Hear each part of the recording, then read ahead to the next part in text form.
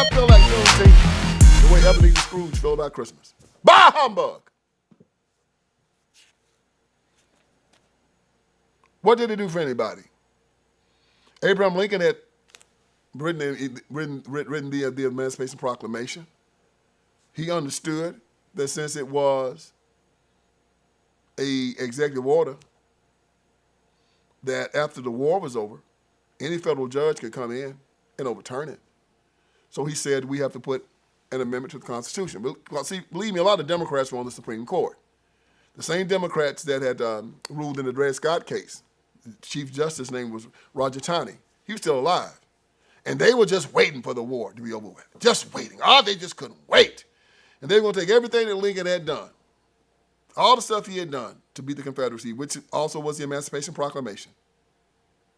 And there's something else, stupid Democrats.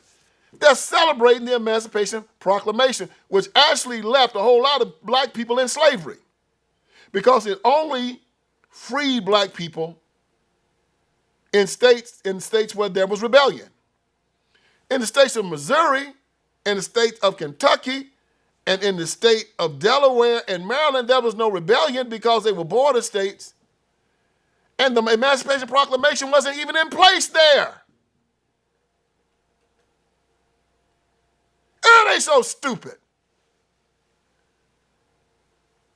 So they're celebrating a document that was a war document that only freed some slaves. What about the ones in Missouri, Delaware, Maryland, and Kentucky? The hell with them. It would have made more sense, and it's still stupid, but it would have made more sense if they had celebrated the 13th Amendment.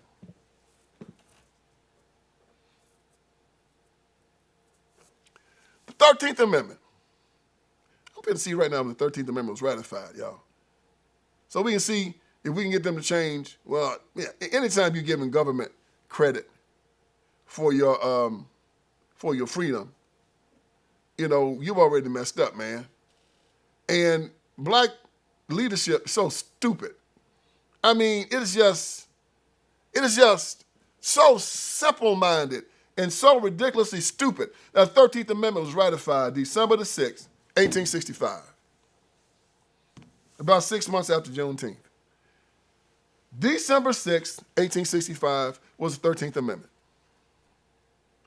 And the 13th Amendment was really just so cool, man. It really abolished slavery. And it said very, very simply, it said slavery nor involuntary servitude will be allowed in the United States of America or anywhere in this jurisdiction. You know why they had a problem with the 13th Amendment? We can get in the weeds now. Get in the weeds now. Pay attention, because I'm going to show you how an ignorant Democrat thinks, liberal white Democrats think. The 13th Amendment does not mention freedom anywhere. It doesn't say government has the right to give you your freedom. It just says slavery, no involuntary servitude, will be allowed in the United States of America or any place under its jurisdiction. The Emancipation Proclamation says that Abraham Lincoln had granted freedom. He said these people are henceforth, now, and forever free. They wanted it to be said in the document or the holiday they were celebrating that they were set free by government. The 13th Amendment says, we did not set you free, you've always been free. It doesn't mention freedom. You know why? Because in the 13th Amendment, the wordsmiths that put that together said, we didn't give you your freedom.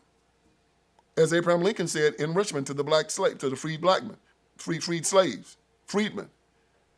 He said, I did not give you your freedom. God gave you your freedom. And the 13th Amendment doesn't say anything about freedom because they say that we cannot set you free. All we can do is keep the government from participating in your slavery. Because it says slavery nor involuntary servitude will be allowed. It didn't say anything about voluntary servitude. You have to exercise your freedom on your own. And I'm going to tell you something. That's something the Democrats and the Black Caucus does not believe. It believes that government has to set you free, and government can't do it. It doesn't want to put God in it. The 13th Amendment places God right in the center of it. Government cannot set you free. God does. 13th Amendment, Abraham Lincoln set you free. And they wanted to make sure that they gave that power to government. That's why they sick. And you people that celebrate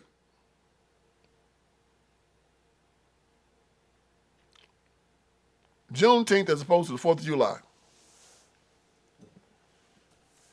it's the equivalent of you guys celebrating government for making the sun rise in the morning. That would make God pretty upset. I mean, it's like how they were in Japan with the emperor. Do whatever he said. He was like the son of God or some kind of ignorant mess. They all believed it. Celebrating government for the wind blowing. Celebrating government for the grass growing. Celebrating government for the moon and the stars. That's how it is when you celebrate government for your freedom. And that's what Juneteenth is. And this is why we're down at the bottom of every socioeconomic statistic. Well, you are. I'm not. I'm doing pretty well, thank you very much. You know what? Me and my family and my brothers and my sisters, and we all do well, it's because of this mindset here. We give the glory to God. And if you celebrate Juneteenth, you're giving it to government. And people, you shouldn't do that. And why are we doing that? Because I'm going to tell you the truth. I bet you every one of these apostate black churches is going to have a Juneteenth celebration. All of them. They have a Juneteenth celebration where they're celebrating their freedom and giving it over to government and not God. And you want to understand why the culture is so debased. Religion's debased, then they debase the arts, and the arts corrupt the culture, and the culture corrupts politics. So you got religions that are going to be celebrating Juneteenth as opposed to telling everybody in their church, we ain't celebrating Juneteenth because Juneteenth celebrates our freedom coming from government. No, our freedom comes from God.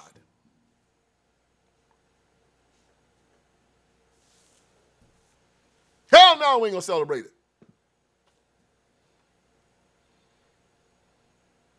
And so because the churches accept it, I bet they probably got Juneteenth rap songs now.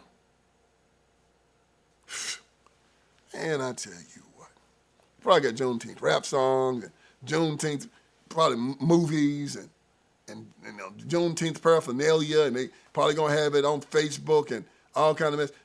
And then you're gonna have a Juneteenth fish fry, and jokers gonna get shot. Most jokers get shot in Chicago during the Juneteenth weekend than any other weekend. Yes, hell raising.